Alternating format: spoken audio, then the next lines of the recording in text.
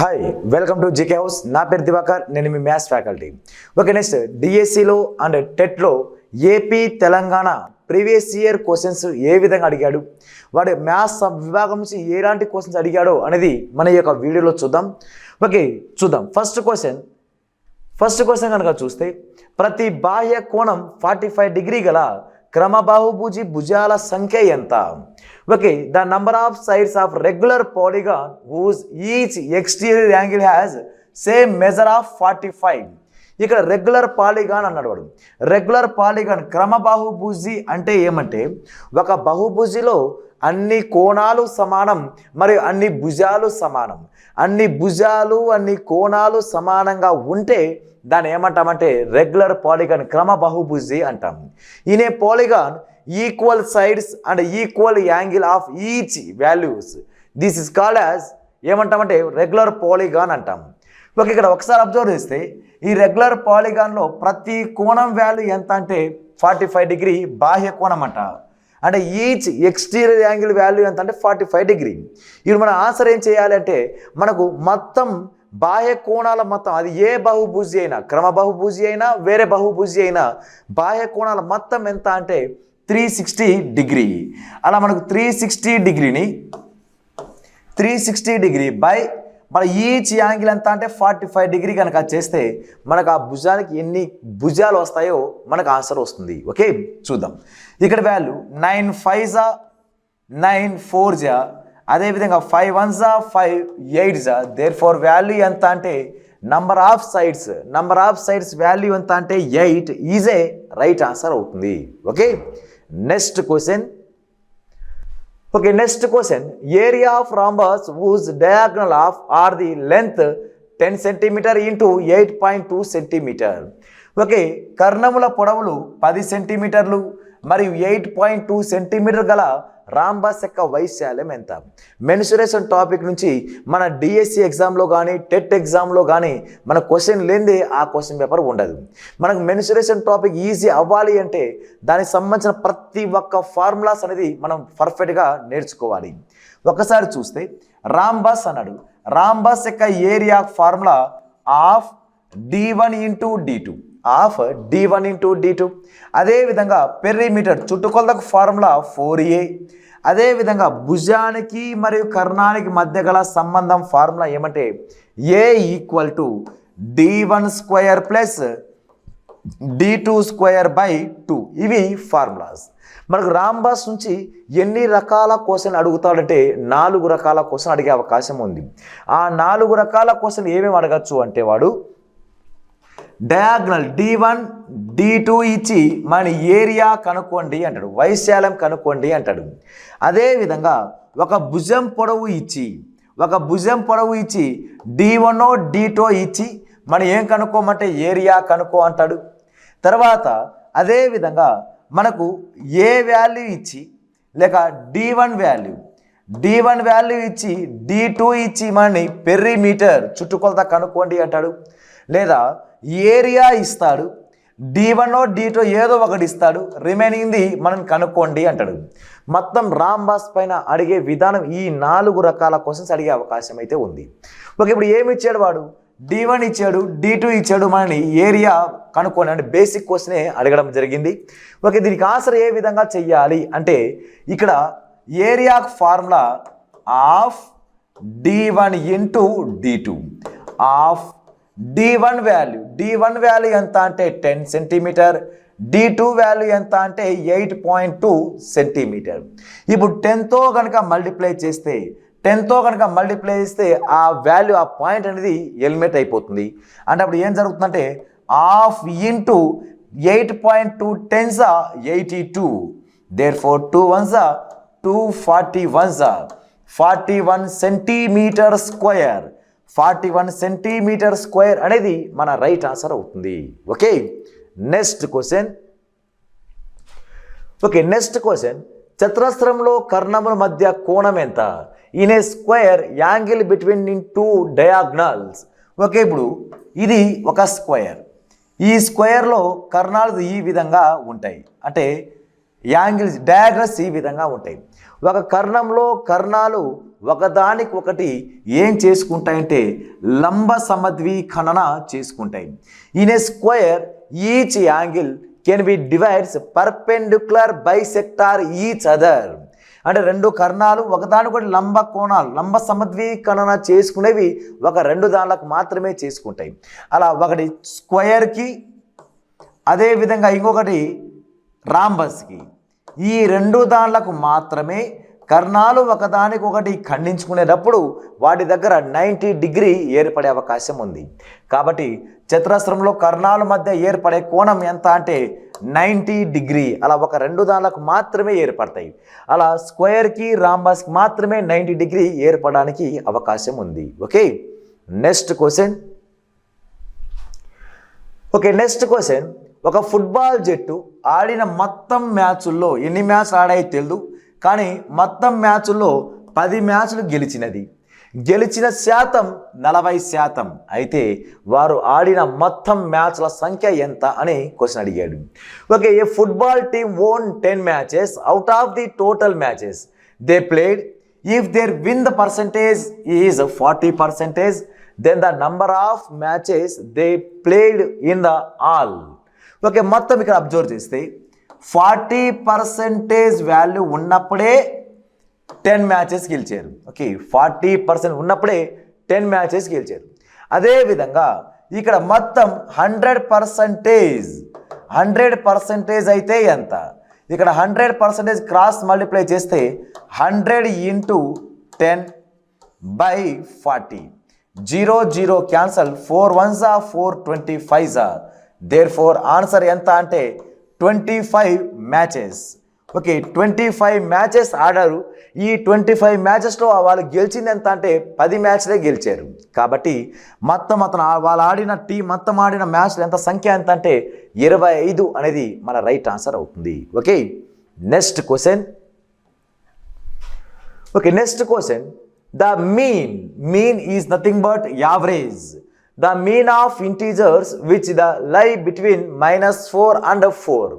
అంటే -4 మరియు 4ల మధ్య గల పూర్ణ సంఖ్యల సగటు ఎంత అంటే పూర్ణ సంఖ్యల సగటు అడిగాడు. కాబట్టి ఇక్కడ అబ్జర్వ్ చేస్తే -4, -3, -2, -1, 0, 1, 2, 3, 4. దీని యొక్క యావరేజ్ ఎంత అన్నాడు వాడు. దీని యొక్క యావరేజ్ ఎంత అన్న అంటే -4 నుంచి 4 అన్న, నెక్స్ట్ అదేవిధంగా -3 నుంచి +3 అన్న యావరేజ్. అంటే వాడి మధ్యలో ఉన్నాడు కాబట్టి -4 + 4 రాదు. అలా వాటి మధ్య యావరేజ్ ఎంత అంటే ఇక్కడ కామన్ మన రాసుల మొత్తం బై రాసుల సంఖ్య చేస్తాం ఏది యావరేజ్ అంటే. కానీ ఎప్పుడైతే వాటి మధ్య కామన్ డిఫరెన్స్ ఉంటుందో అంటే శ్రేణి అనేది అంక శ్రేణిలో కనుక ఉంటే అప్పుడు యావరేజ్ ఏమవుతుందంటే మధ్యలో పదం ఎంత 0 ఈజ్ ఏ యావరేజ్. లేదా first number -3 last number +3/2 first number last number /2 చేసినా కూడా యావరేజే వస్తుంది. అలా కామన్ డిఫరెన్స్ ఎంత 1 డిఫరెన్స్ 1 అలా కామన్ డిఫరెన్స్ 1 ఉంది. కాబట్టి అప్పుడు ఎప్పుడైతే సామాన్య భేదం ఉంటుందో అప్పుడు రాసుల మొత్తంకి అప్పుడు యావరేజ్ ఏమవుతుందంటే మధ్యలో పదం మధ్యమ విలువ యావరేజ్ అవుతుంది. లేదా ఫస్ట్ టర్మ్ లాస్ట్ టర్మ్ /2 అనేది మనకి యావరేజ్ అవుతుంది. కాబట్టి యావరేజ్ ఎంత అంటే 0 ఈజ్ ఏ రైట్ ఆన్సర్ అవుతుంది. ఓకే, నెక్స్ట్ క్వశ్చన్ సింప్లిఫికేషన్ నుంచి ఇవ్వడం జరిగింది. ఇక్కడ అబ్జర్వ్ చేస్తే ఇక్కడ a పవర్ -n ఇప్పుడు a ప్లేస్లో 2/3 ఉంది, పవర్ -n ప్లేస్లో -2 ఉంది. a పవర్ -n దానికి ఫార్ములా ఏమంటే 1/a పవర్ n అనేది మన ఆన్సర్ అవుతుంది. ఓకే, దానికి ఆ లాజిక్ కిందికి మారిస్తే ఇక్కడ అబ్జర్వ్ చేస్తే ఇది a పవర్ n, దీన్ని ఎలా రాయొచ్చు అంటే 1/2 పవర్ n అంటే భిన్నం రివర్స్ అవుతుంది కాబట్టి 3/2 హోల్ స్క్వేర్ రాయొచ్చు. ఓకే సార్, డైరెక్ట్గా దాన్ని 1/2/3 రాసే బదులు ఆ రివర్స్ అయితే 3/2 హోల్ స్క్వేర్ -3/4 పవర్ -2 అంటే దీన్ని 4/3 హోల్ స్క్వేర్. ఓకే, ఇక్కడ ఇంటూ 3 స్క్వేర్ వాల్యూ ఎంత అంటే 9. ఓకే, దేర్ఫోర్ ఇక్కడ వాల్యూ 3 స్క్వేర్ అంటే 9/4 మైనస్ 16/9. Okay, into 9. ఇక్కడ ఎల్సిఎం కనుక తీసుకుంటే 4కి 9కి ఎల్సిఎం ప్రోడక్ట్ ఎంత 36. అప్పుడు క్రాస్ మల్టిప్లై చేస్తే 9 9s are 81 minus 9 4 16 4s are 64 into 9. Therefore 81 నుంచి 9 1s are 9 4s are 81 నుంచి 64 కనుక తీసేస్తే 17. దేర్ఫోర్ ఆన్సర్ మనకు 17/4 అనేది ఏ ఆప్షన్లో ఉంటుందో అది మన రైట్ ఆన్సర్ అవుతుంది. ఓకే, అలా ఈ ఘాతాంకాలు టాపిక్ మనకు ఆల్జీబ్రాలో ఘాతాంకాలు సర్డ్స్ అండ్ ఇండిసెస్ టాపిక్ నుంచి ఈ ప్రాబ్లం క్రియేట్ చేయడం జరిగింది. ఓకే, ఇక్కడ ఏం అప్లికేషన్ వాడాడు అంటే a power minus n. a power minus n దేనికి సమానం అంటే 1/a పవర్ n. అప్పుడు ఇది వాల్యూ ఏమవుతుందంటే ఇది ఫార్ములా 1/2/3 హోల్ స్క్వేర్ అవుతుంది. అలా భిన్నం కింద భిన్నం ఉంది కాబట్టి భిన్నం కాస్త రివర్స్ అయిపోతుంది. అంటే అప్పుడు వాల్యూ 1/2 స్క్వేర్ అంటే 4/9 కాస్త 9/4గా డైరెక్ట్గా ఇక్కడ వాల్యూ రాశాను. Okay, next question. ఇది కూడా సేమ్ ఆల్జీబ్రా టాపిక్ నుంచి కారణాంకాలు పద్ధతి విడగొట్టాలి. అంటే కారణాంకాలు ఎంత అన్నాడు వాడు. ఓకే, ఫ్యాక్టర్స్ కనుక్కోవాలి. a square minus 2ab plus b square minus c square equal to అన్నాడు. అది దేనికి సమానం కనుక్కోండి అన్నాడు వాడు. ఓకే, ఒక్కసారి అబ్జర్వ్ చేస్తే a square minus 2ab plus b square minus c square. Okay, ఇక్కడ వరకు అబ్జర్వ్ చేస్తే a square minus 2ab plus b square అది దేనికి సమానం అంటే a minus b whole square ఫార్ములాకు సమానం. a minus b whole square formula దేనికి సమానం a square minus 2ab plus b స్క్వేర్కి సమానం. కాబట్టి దీనంతా ప్లేస్లో మనం ఏ రాయొచ్చు అంటే a minus b whole square రాయొచ్చు. ఇంకా ఎక్స్ట్రా ఏముంది మైనస్ c స్క్వేర్. ఓకే, ఇంకా అప్లికేషన్ అబ్జర్వ్ చేస్తే a square minus b square దేనికి సమానం అంటే a plus b into a minus b formula. ఇక్కడ ఇదంతా a స్క్వేర్, ఇది b square. a square minus b square అంటే ఏమొస్తుందంటే a minus b plus c into a minus okay a minus b minus cకి సమానం అవుతుంది. అంటే a minus b plus c a minus b minus cకి సమానం అవ్వాలి. అది ఏ ఆప్షన్లో ఉంది అంటే a minus b plus c. Okay, ఇక్కడ వాల్యూ a మైనస్ b ఉండాలి, అన్నిటికీ మైనస్ ఉన్నది ఇక్కడ ఈ ఆప్షన్లో ఉంది. అంటే ఇక్కడ a minus b minus c a minus b plus c. Therefore మనకు ఏ ఆప్షన్లో ఆన్సర్ దాగి ఉందంటే last option is a right answer అవుతుంది. ఇక్కడ రెండు ఫార్ములాస్ వాడాడు. a minus b whole square ఒకటి, a plus b into a minus b is nothing but a square minus b square formula. Okay, next question. Okay, next question. The value of an article decreased from 2,400 rupees to 2,000 rupees. The percentage of decrease is అంటే తగ్గుదల శాతం ఎంత అన్నాడు వాడు. ఒక వస్తువు యొక్క విలువ 2,400. 2,400 ఉన్న కాస్త దేనిగా మారిపోయిందంటే 2,000 రూపాయలుగా మారిపోయింది. ఎంత తగ్గింది? 400 రూపాయలు తగ్గింది.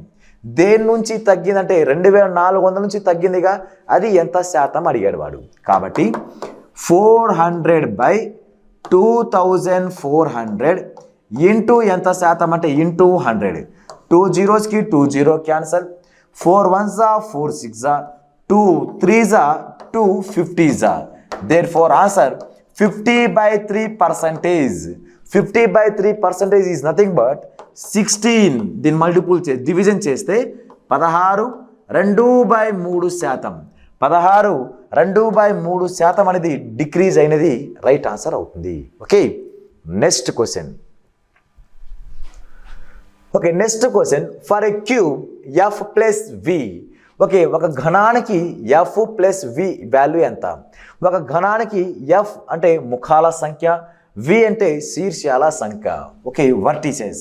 ఓకే, ఒక ఘనం తీసుకున్న క్యూబ్ అడిగినా లేక క్యూబాయిడ్ అడిగినా లేక డైస్ పాచిక అడిగినా, ఓకే, ఈ మూడిటికి ఏది ఘనం, దీర్ఘఘనం, పాచిక, ఈ మూడిటికి ఇవి రాసే వాల్యూస్ అనేది కాన్స్టెంట్గా ఉంటాయి. ఏవేవి అంటే ఫేసెస్ అంటే ఉపరితలాల సంఖ్య ఎంత అంటే ముఖాల సంఖ్య ఎంత అంటే 6. ఓకే, ఫేసెస్ ఎంత అంటే number of faces equal to 6.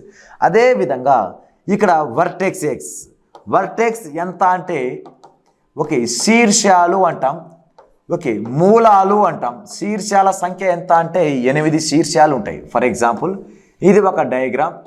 Okay, దీంట్లో ఎన్ని ఫేసెస్ ఉంటాయంటే 6 ఫేసెస్ ఉంటాయి. అండ్ అదేవిధంగా ఎన్ని కార్ అంటే 1 2 3 4, ముందర 4 ఇక్కడ 4, మొత్తం 8 కార్నర్స్ వస్తాయి, అంటే 8 వర్టెక్సెస్ వస్తాయి. అండ్ అదేవిధంగా ఎడ్జెస్ ఎంత అంటే ఎడ్జెస్ని తెలుగులో ఏమంటామంటే అంచులు. ఎన్ని అంచులు ఉంటాయంటే మొత్తం 1 2 3 4, పైన 4 కింద 4, మొత్తం 8. మళ్ళీ ఇవి స్ట్రైట్గా ఉండేది 1 2 3 4, అవి ఎక్స్ట్రా 4, మొత్తం ఓవరాల్గా 12 ఎడ్జెస్ వస్తాయి. ఇది మనకు క్యూబ్ పైన అడిగినా, క్యూబాయిడ్ పైన అడిగినా, డైస్ పైన అడిగినా ఈ వాల్యూ అనేది కాన్స్టాంట్. ఓకే, ఫేసెస్ ఎంత అంటే 6, వర్టెక్స్ ఎంత అంటే 8, ఎడ్జెస్ ఎంత అంటే 12, ఉపరితలాలు 6, శీర్షాలు 8, అంచులు 12. వారు అడిగిన క్వశ్చన్ ఏమంటే F ప్లస్ V అంటే ఈ రెండు కలిపితే ఎంత అంటే 6 ప్లస్ 8 వాల్యూ 14. మనకు ఆప్షన్లో 14 ఉంటే అదే మనకు రైట్ ఆన్సర్ అవుతుంది. Okay, next question. The area of circle radius 7 centimetre అంటే ఏరియా కనుక్కోమన్నాడు. సర్కిల్ యొక్క ఏరియా 7 సెంటీమీటర్ వ్యాసార్థం గల వృత్తం యొక్క వైశాల్యం ఎంత? ఓకే, ఇక్కడ 7 సెంటీమీటర్ వ్యాసార్థం ఏరియా, సర్కిల్ యొక్క ఏరియా ఫార్ములా πr². సర్కంఫరెన్స్ వృత్తం యొక్క పరిధికి ఫార్ములా 2πr. ఓకే, ఇవి ఉపయోగించి మనం కనుక్కోవాలి. R వాల్యూ వాడిచ్చాడు. R వాల్యూ ఎంత 7. Therefore area equal to πr² కాబట్టి పై వాల్యూ 22/7 ఇంటూ r² ఎంత అంటే 7 × 7. Therefore 7 cancel. ఇక్కడ 22 7s 154 cm², 154 cm² అనేది మనకు రైట్ ఆన్సర్ అవుతుంది. Okay, next question. Perimeter of isolation triangle ఒక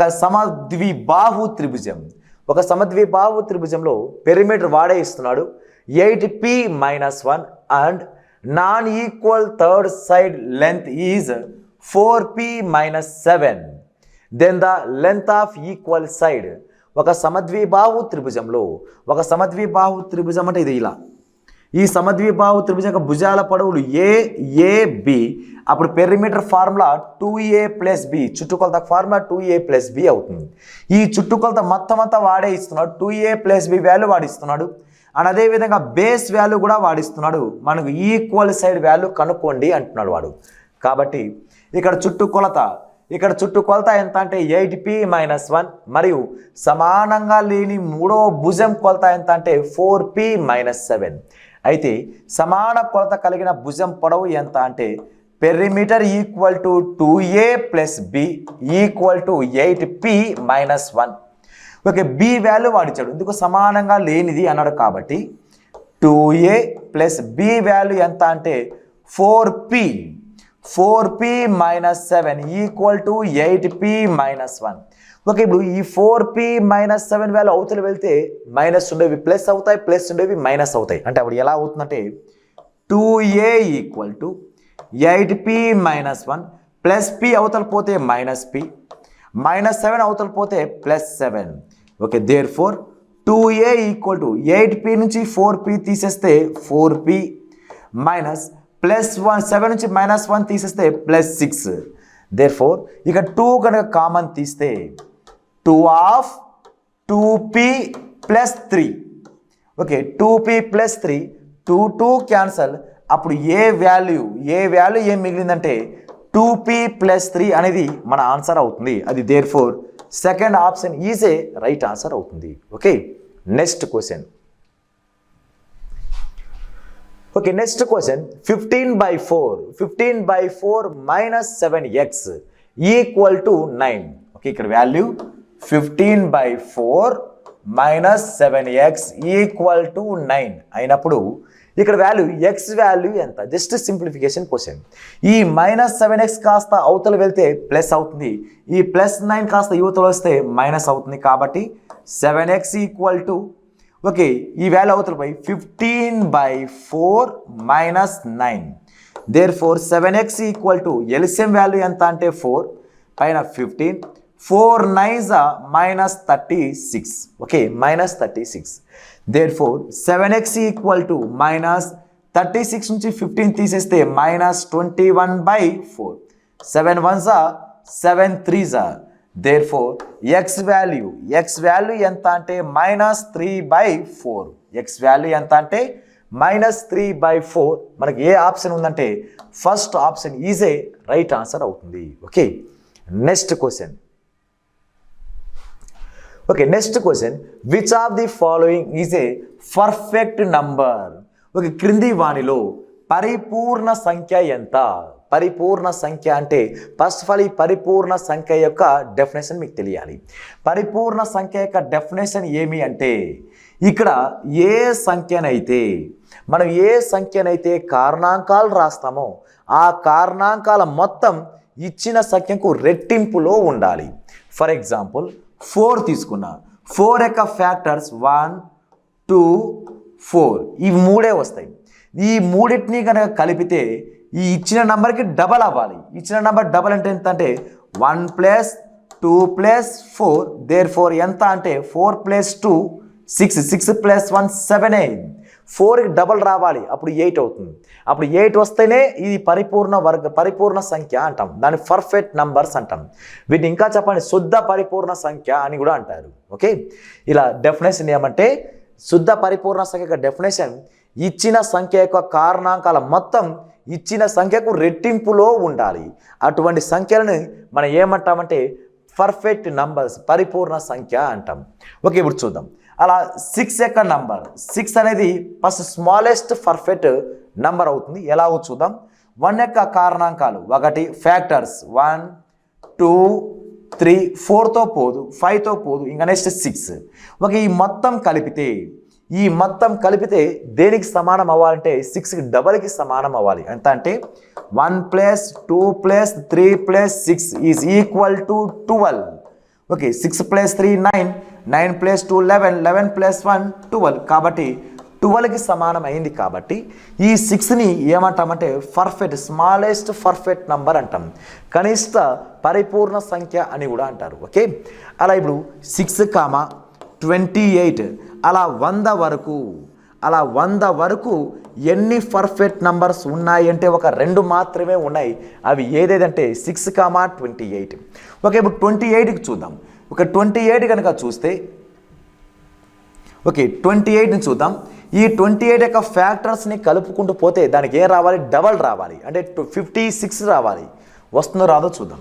28 1తో పోతుంది, 2తో పోతుంది, 3 పోదు, 4తో పోతుంది, 5 పోదు, 6 రాదు, 7తో పోతుంది, 14తో పోతుంది, ఆ లాస్ట్ 28. ఓకే, దీన్ని కనుక యాడ్ చేస్తే 1 + 2 + 4 + 7 + 14 + 28. 28 + 14 వాల్యూ 42, 42 + 7 వాల్యూ 49, 49 + 4 53, 53 + 2 55, 55 + 1 56. అంటే ఇచ్చిన నంబర్కి డబల్లో ఉందిగా. అలా ఇచ్చిన సంఖ్య యొక్క కారణాంకాల మొత్తం రెట్టింపు అయితే ఆ సంఖ్యని పర్ఫెక్ట్ నంబర్స్ అంటాం. ఇప్పుడు అడిగింది ఏంటంటే క్రింది వానిలో పర్ఫెక్ట్ నంబర్ ఏదంటే 28 ఈజ్ ఏ రైట్ ఆన్సర్. అలా ఒక 100 వరకు అలా ఎన్ని పర్ఫెక్ట్ నంబర్స్ ఉన్నాయంటే ఒక 2 మాత్రమే ఉన్నాయి. అవి 6, 28 అనేది మాత్రమే ఉన్నాయి. Okay, next question. Okay, next question. The cube root of 3375. Cube root of 3375 యొక్క వాల్యూ ఎంత అంటే 15. అది 15. 15 × 15 × 15. 15 క్యూబ్ వాల్యూ 3375. 3375 అనేది మన రైట్ ఆన్సర్ అవుతుంది. Okay, next question. Okay, next question 2023 మరి 2024 సంవత్సరాల్లోని మొత్తం రోజుల సంఖ్య ఎంత? ఓకే, ఒక సంవత్సరానికి ఒక నార్మల్ ఇయర్కి ఎన్ని రోజులు ఉంటాయంటే ఒక సాధారణ సంవత్సరానికి 365 డేస్ ఉంటాయి.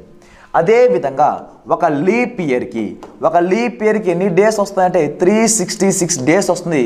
అదే February 29 అనేది యాడ్ అవుతుంది లీప్ ఇయర్లో. ఓకే, ఇప్పుడు ఏమి ఇచ్చాడు వాడు? 2023 సంవత్సరానికి 2024 సంవత్సరానికి మధ్య మొత్తం రోజుల మొత్తం ఎంత అన్నాడు. Okay, the total days in the year 2003 and 2024. Okay, ఇప్పుడు చూద్దాం. 2023 అనేది సాధారణ సంవత్సరం, మొత్తం ఎంత అంటే 365 డేస్. అదే 2024 అనేది లీప్ ఇయర్లో టోటల్ నెంబర్ ఆఫ్ డేస్ ఎంత అంటే 366.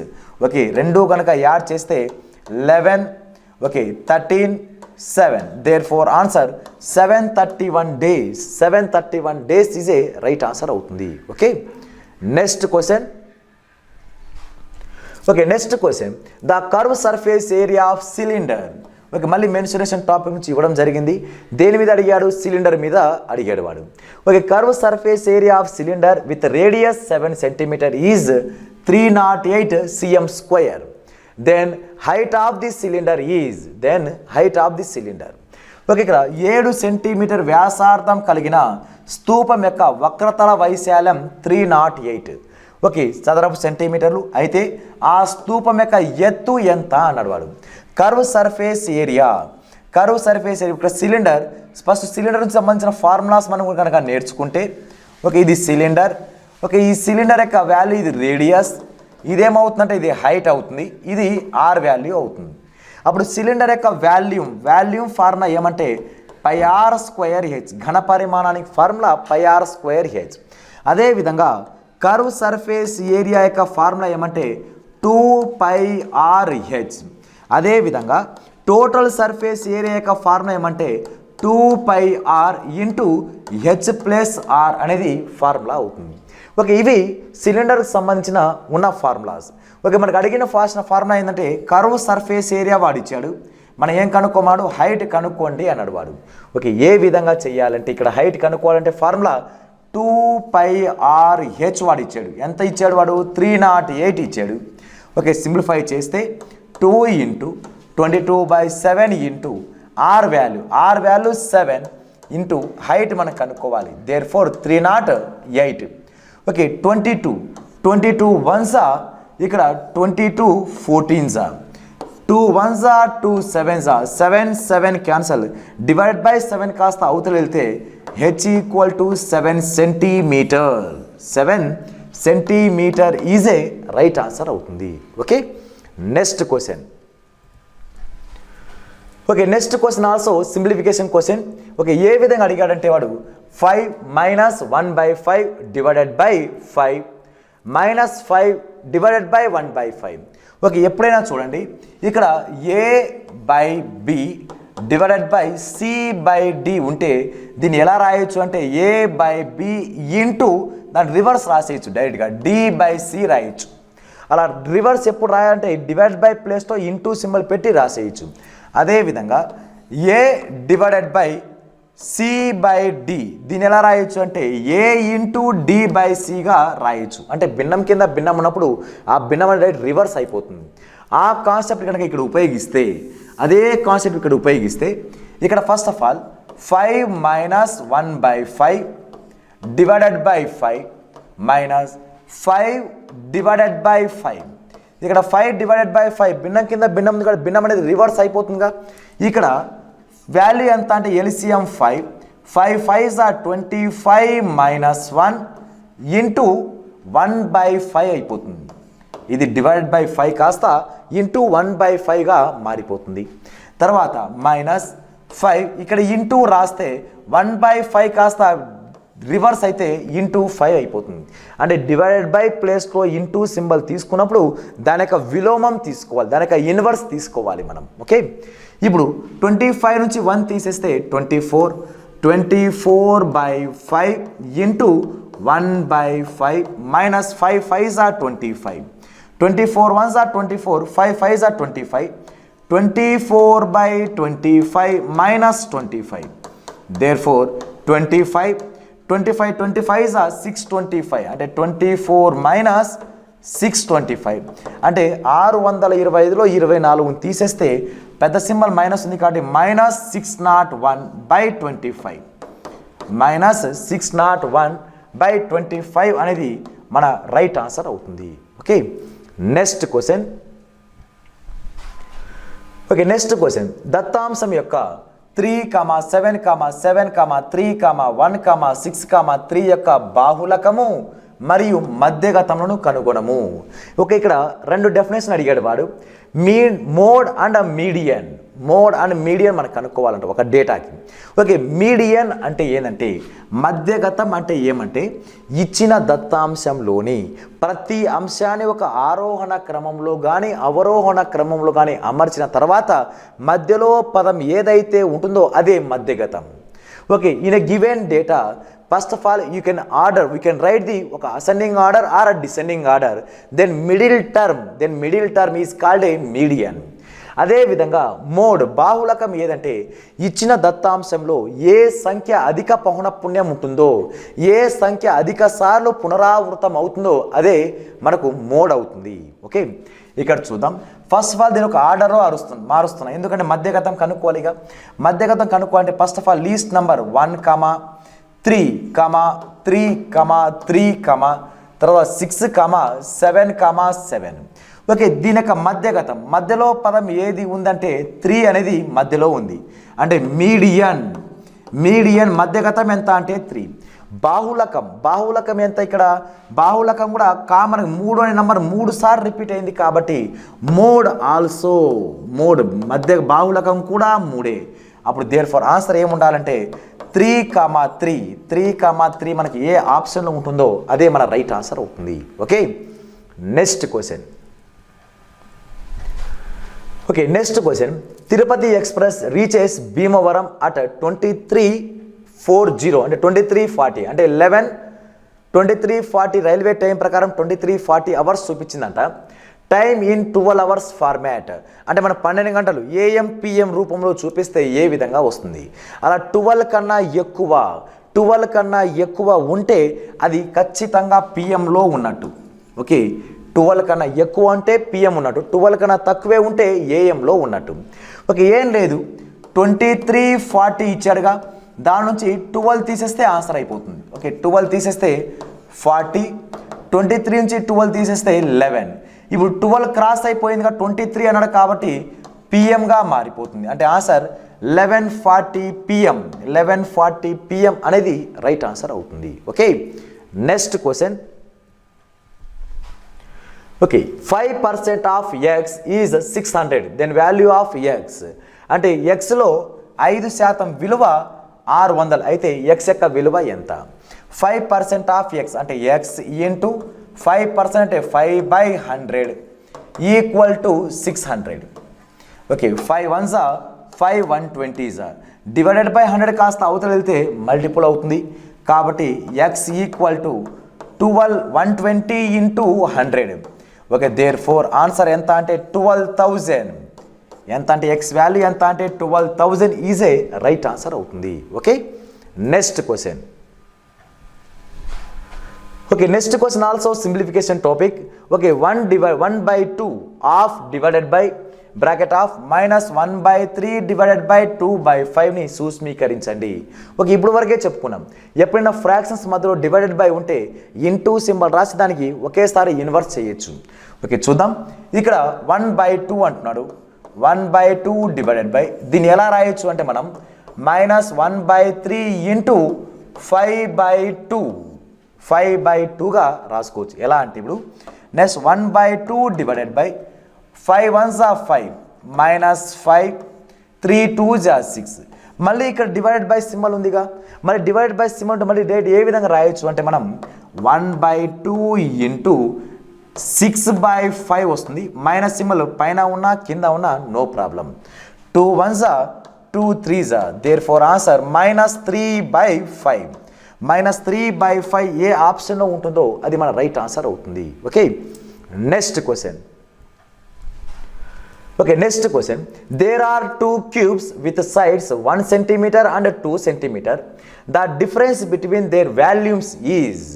ఓకే, ఇక్కడ 1 సెంటీమీటరు మరియు 2 సెంటీమీటర్ భుజాలు గల రెండు ఘనాలు అంటే రెండు క్యూబ్స్ ఉన్నాయంట. ఆ ఒక క్యూబ్ యొక్క వాల్యూ భుజం పొడవు 1 సెంటీమీటర్, ఇంకొక క్యూబ్ యొక్క భుజం పొడవు 2 సెంటీమీటర్. అయితే వాటి యొక్క ఘన పరిమాణాల మధ్య వ్యత్యాసం ఎంత? ఇక్కడ వాల్యూమ్ యొక్క డిఫరెన్స్ అడిగాడు వాడు. ఓకే, వాల్యూమ్ యొక్క డిఫరెన్స్, వాల్యూమ్ ఫార్మ్ అయింది ఏ క్యూబ్ మైనస్ ఏ2 క్యూబ్. ఓకే, ఇక్కడ వాల్యూ ఏ1 వాల్యూ ఎంత అంటే ఏ1 అంటే 3, ఇక్కడ ఏ2 ఎంత అంటే 2 cube. Therefore 1 value 2 cube ఎంత అంటే 8. వీటి మీద డిఫరెన్స్ ఎంత అంటే 7. ఇక్కడ మైనస్ చెప్పకూడదు, ఎందుకంటే డిఫరెన్స్ అన్నాడు కాబట్టి మనకు మైనస్ వచ్చినా కూడా ప్లస్లోనే చెప్పాలి. Therefore answer is a 7. ఇక్కడ ఏమన్నాడు వాడు? ఘనం అన్నాడు కాబట్టి ఘనానికి సంబంధించిన ఫార్ములాస్. వాల్యూమ్ ఫార్ములా అడిగితే ఏ క్యూబ్, ఏ దానికి క్యూబ్కి సంబంధించిన ఫార్ములాస్ ఏమంటే వాల్యూమ్ ఘన పరిమాణం అడిగితే ఏ క్యూబ్. అదేవిధంగా లాటరల్ సర్ఫేస్ ఏరియా ప్రక్క తల వైశాల్యం అడిగితే formula 4a². Total surface area సంపూర్ణ తల వైశాల్యం అడిగితే 6a². అండ్ అదేవిధంగా డయాగ్నల్ అడిగితే a√3 అనేది మనకు డయాగ్నల్ యొక్క ఫార్ములా అవుతుంది. అలా క్యూబ్కి సంబంధించిన ఫార్ములాస్. ఇది కూడా మెన్సురేషన్ టాపిక్. మెన్సురేషన్ నుంచి 3వ క్వశ్చన్ అడగడం జరిగింది. అలా మీరు మెన్సురేషన్ ఫార్ములా రావాలంటే, మెన్సురేషన్ పర్ఫెక్ట్ అవ్వాలి అంటే ముందుగా ప్రతి ఒక్కటి ఫార్ములాస్ నేర్చుకోవడం ట్రై చేయాలి. Okay, next question. Okay, next question. If the number 687C29 is divisible by 9, then the value of 2C. Okay, 687C29 అనే సంఖ్యలో 9చే నిశేషంగా భాగించబడిన 2C యొక్క విలువ ఎంత? ఇక డివిజిబిలిటీ రూల్ నుంచి ఇవ్వడం జరిగింది. 9 యొక్క డివిజిబిలిటీ రూల్ ఏమి? 9 యొక్క డివిజిబిలిటీ రూల్ రావాలి అంటే 9 యొక్క డివిజిబిలిటీ రూల్ అంకెల మొత్తం, ఇచ్చిన సంఖ్యలో అంకెల మొత్తం 9 చేత భాగిస్తే ఇచ్చిన సంఖ్య కూడా 9 చేత పోతుంది అనేది డివిజిబిలిటీ యొక్క రూల్.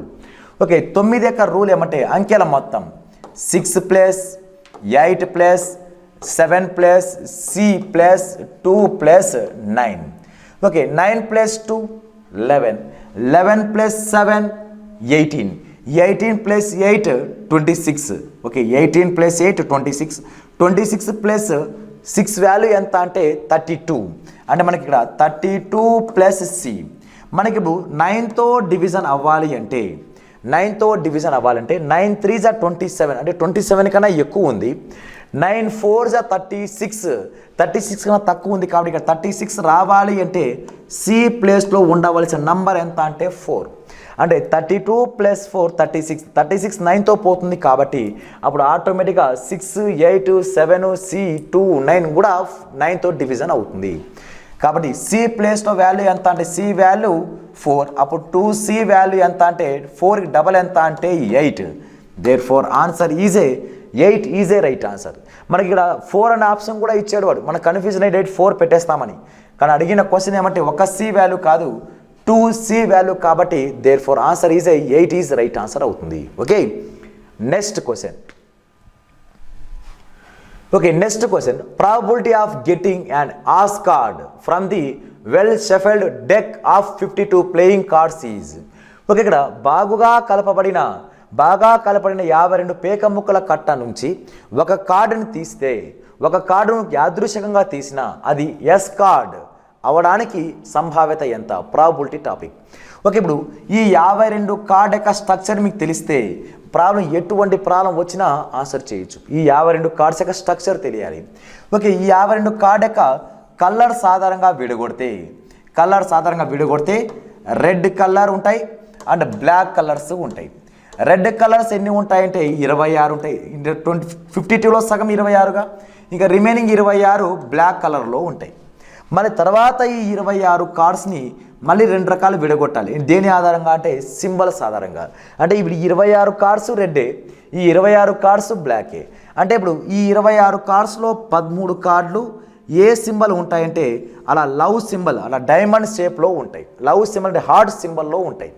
తర్వాత ఈ రిమైనింగ్ 13 కార్డులు, ఈ రిమైనింగ్ 13 ఎలా ఉంటాయంటే డైమండ్ షేప్లో ఉండే అవకాశం ఉంది. ఓకే, అలా లవ్ సింబల్లోను డైమండ్ సింబల్లో ఉండేవన్నీ రెడ్ కలర్స్ అయి ఉంటాయి. తర్వాత ఈ 13 కార్డ్స్ ఇక్కడ 26లో 13, ఇక్కడ 13, ఈ 13 కార్డ్స్ ఏమవుతాయంటే క్లబ్ ఇలా ఉంటాయి. ఓకే, దీన్ని స్పాడీ అంటాం, దీన్ని స్పాడీ కార్డ్ అంటాం.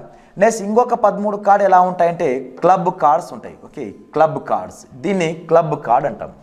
అలా లవ్ సింబల్ ఉన్న డైమండ్ సింబల్ ఉండేవన్నీ రెడ్ కలర్, అలా ఈ తోకలు ఉండేవి కింద ఈ తోక ఉండేవన్నీ బ్లాక్ కలర్లో ఉంటాయి.